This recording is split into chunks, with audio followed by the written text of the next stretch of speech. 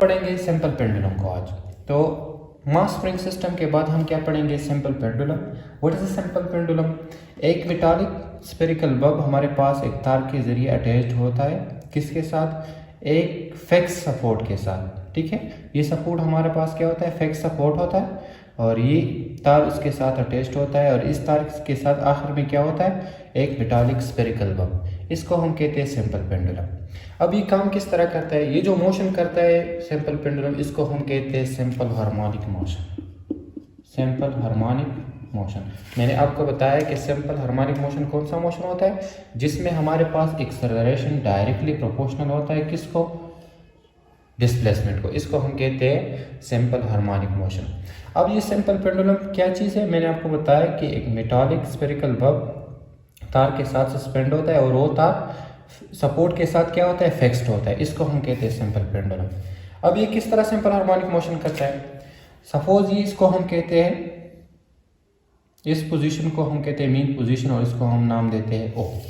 इसको हम नाम देते हैं क्या? ओ। अब अगर इस मेटालिक बब को हम क्या किस तरह क्या करें? इसको अगर इधर हम ले आए, ठीक है, इसको किधर ले आए? इधर, और इसको हम नाम दे दे सपोज ए। इसको हम क्या नाम दे दे? Position A. ठीक है, तो ये इसका क्या हो गया? एक एक्सट्रीम पोजीशन। ये क्या करेगा? ये जब इस एक्सट्रीम पोजीशन को आएगा तो रिस्टोरिंग फोर्स की वजह से अगेन मीन पोजीशन को आएगा और मीन पोजीशन में इधर इसकी वेलोसिटी ज़्यादा होगी तो वो इस एक्सट्रीम पोजीशन पे आएगा। ठीक है, किसको? इस एक्सट्रीम पोजीशन। और इस एक्सट्रीम पोजीशन को सपोज हम नाम देते हैं ए डैश। ठीक है, तो एक डिस्प्लेसमेंट हमारे पास क्या हो गया और ये अगेन रिस्टोरिंग फोर्स की वजह से ये इधर आएगा दोबारा मीन पोजीशन को और वापस इस एक्सट्रीम पोजीशन पे चलाएगा। ये जो ये मोशन करेगा इसको हम क्या कहते हैं? ऑसिलेशन। और ये जो मोशन है इसको हम कहते हैं सिंपल हार्मोनिक मोशन। अब हम किस तरह इसको शो करेंगे कि हमारे पास सिंपल हार्मोनिक मोशन है? जब ये इस एक्सट्रीम पोजीशन में आएगा तो ये हमारे पास रिजॉल्व होगा टू कंपोनेंट। इधर हमारे पास ये क्या होगा? दो कंपोनेंट में रिजॉल्व होगा। ठीक है, किस तरह? इसी तरह देखिए इसको। एक कंपोनेंट को हम क्या कहते हैं? इसका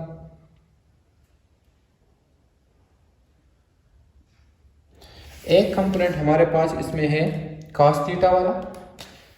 इधर हमारे पास ये मेटालिक बब क्या है ये भी समझे आप। ये मेटालिक बब डाउनवर्ड हमारे पास क्या है? इसका मास विच इज डब्ल्यू, वेट। ठीक है, सॉरी वेट इसका क्या है? डाउनवर्ड डायरेक्शन में और ये हमारे पास बराबर है mg। और इस तार पे हमारे पास क्या है? टेंशन ऊपर, वो क्या है? T। सही है, तार क्या कर रहा है? तार में हमारे पास जो टेंशन फोर्स है वो अपवर्ड डायरेक्शन में है और वो क्या कर रहा है? इस मेटालिक बब को ऊपर, मतलब इस पे जो फोर्स अप्लाई है टेंशन, वो क्या कर रहा है? ऊपर, इसको अपवर्ड डायरेक्शन में। तो मेटालिक बब की जो हमारे पास वेट है वो हमारे पास डाउनवर्ड डायरेक्शन है विच इज mg और तार पे हमारे पास जो टेंशन है वो क्या है? अपवर्ड डायरेक्शन में विच इज T।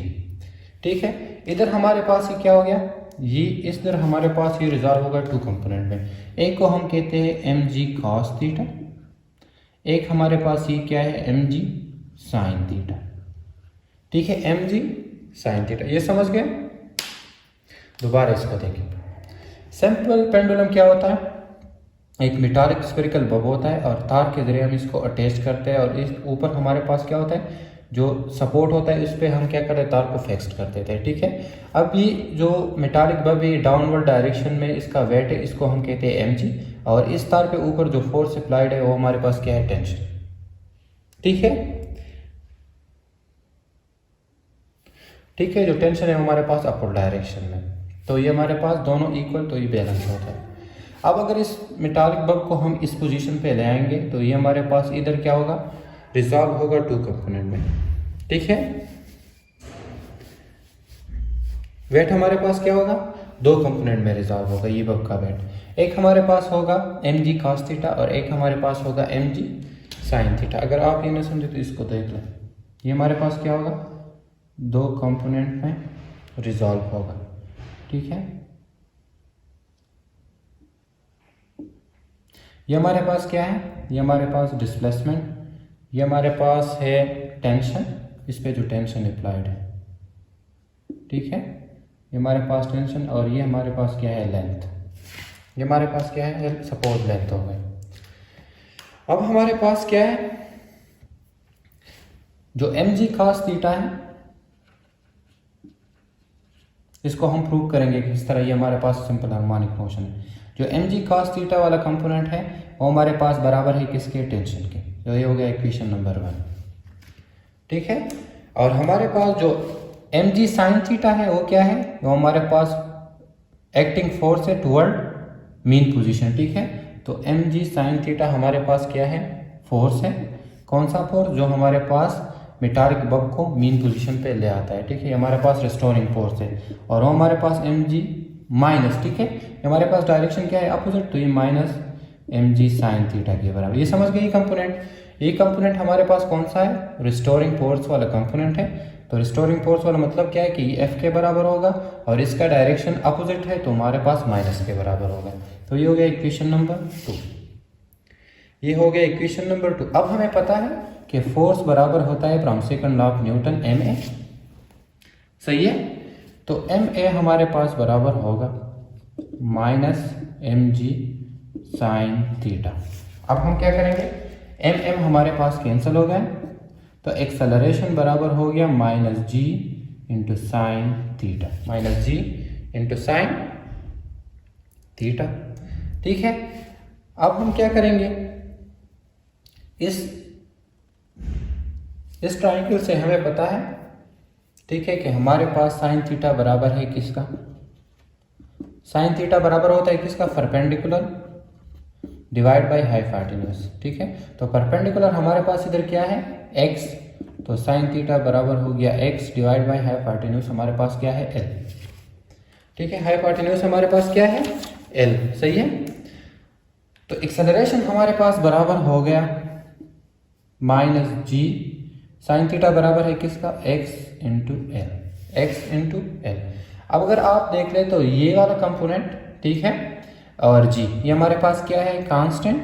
तो एक्सेलरेशन बराबर हो गया माइनस जी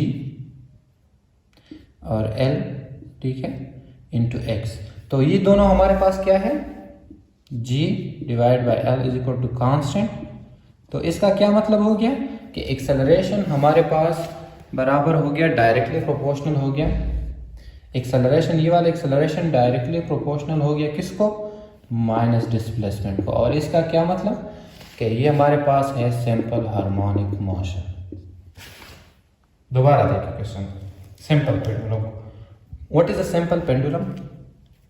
सिंपल पेंडुलम हमारे पास एक ऐसा चीज होता है जिसमें हमारे पास एक स्फेरिकल मेटालिक बब होता है और वो तार के साथ सस्पेंड होता है, और तार किसके साथ, फिक्स सपोर्ट के साथ, सपोर्ट के साथ क्या होता है, फिक्स्ड होता है, ठीक है। अब ये मेटालिक बब पे हमारे पास जो इसका वेट है वो डाउनवर्ड डायरेक्शन में होता है, ठीक है, और तार में हमारे पास टेंशन क्या होता है, अपवर्ड डायरेक्शन में होता है, समझ गए।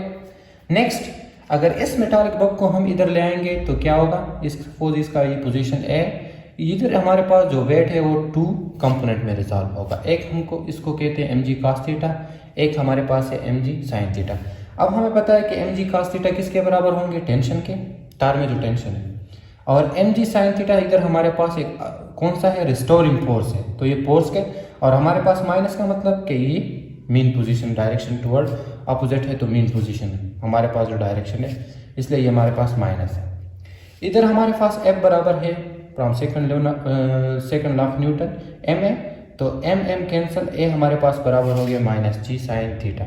अब साइन थीटा किसके बराबर है, साइन थीटा इसमें हमारे पास किसके बराबर है, ये हमारे पास है बेस और ये हमारे पास क्या है, एल, ठीक है। और ये दोनों हमारे पास क्या है, इसमें हम पुट करेंगे तो x हमारे पास कांस्टेंट नहीं है, g, और l हमारे पास क्या है, कांस्टेंट। तो एक्सेलरेशन इसका मतलब है डायरेक्टली प्रोपोर्शनल है डिस्प्लेसमेंट को, और इसको हम क्या कहते हैं, simple harmonic motion of pendulum, ठीक है, simple harmonic motion of pendulum. तो ये हो गया simple harmonic motion of pendulum. Next हम क्या फाइंड करेंगे, पेंडुलम के लिए हम फाइंड करेंगे टाइम पीरियड को और फ्रीक्वेंसी को, तो इसके बाद हम फाइंड करेंगे। So what is the time period for simple pendulum. हमें पता है कि टाइम पीरियड बराबर होता है एंगुलर ओमेगा में किस चीज़ का, 2 pi divide by omega, 2 pi divide by omega, सही है। और ओमेगा में हमें पता है कि एक्सेलरेशन किस चीज़ के बराबर होता है, minus omega square x, minus omega square x. ठीक है, अब हमने क्या फाइंड करना है, अगर इसको हम कंपेयर करें किसको, इक्वेशन, ये जो ए जी माइनस साइन थीटा है, इसको इन दोनों को अगर हम कंपेयर करें, ठीक है, इसको और इसको अगर हम कंपेयर करें तो हमारे पास क्या होगा, minus omega square X is equal to minus G sine theta, minus G sine theta. अब हमारे पास क्या, ये माइनस माइनस खत्म, ठीक है, और ओमेगा स्क्वायर हमारे पास बराबर होगा किसका, और साइन थीटा हमारे पास बराबर है किसका, साइन थीटा हमारे पास बराबर है x into L, X into L. So omega square X is equal to G sine theta, sorry sine theta की जगह हम क्या लिखेंगे, x divide by L. So x x क्या हो गए, खत्म हो गए, ठीक है। तो ओमेगा हमारे पास बराबर हो गया g into L under the root, g into L under the root. अब हमारे पास टाइम पीरियड बराबर हो गया किसका, टाइम पीरियड बराबर हो गया, इस इधर लिखते हैं, ठीक है, इसको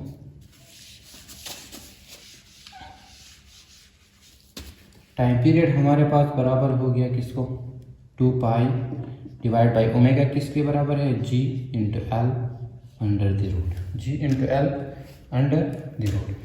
इसको अगर इस अंडर रूट को हम क्या करें, इस 2 पाई के साथ ले आए तो टाइम पीरियड बराबर होगा 2 पाई, ये हमारे पास क्या हो जाएगा उल्टा, l divide by G under the root, ये हो गया टाइम पीरियड, ये हमारे पास क्या हो गया टाइम पीरियड। टाइम पीरियड हमारे पास बराबर होता है 2 पाई इंटू ओमेगा, ठीक है, और हमें पता है कि एक्सेलरेशन बराबर होता है ओमेगा में किसको, minus omega square into x, ये अपने याद रखना है। और हमारे पास simple harmonic motion of pendulum में एक्सेलरेशन बराबर होगा किसको, माइनस जी साइन थीटा। हमें पता है कि साइन थीटा बराबर होता है एक्स डिवाइड बाई एल, ठीक है, एक्स और एक्स खत्म हो गए और ओमेगा हमारे पास बराबर हो गया under the root G divide by L. Omega किस तरह, स्क्वायर को ख़त्म करने के लिए अंडर रूट लगाएंगे तो अंडर रूट और स्क्वायर ख़त्म, और इधर हमारे पास अंडर रूट आ गया। इधर हमारे पास टाइम पीरियड में हमने ओमेगा की वैल्यू पुट की, वो यही, अगर इस अंडर रूट को हम ऊपर लेंगे 2 पाई के साथ तो ये क्या होगा, अंदर वाला जो टर्म है ये उल्टा हो जाएगा। इस तरह फ्रीक्वेंसी हमें पता है कि 1 ओवर टाइम पीरियड के बराबर होता है। सो 1 ओवर टाइम पीरियड हमारे पास क्या है, 2 pi into under the root l g, under root l into g, ठीक है। अब हमारे पास टाइम पीरियड किसके बराबर होगा,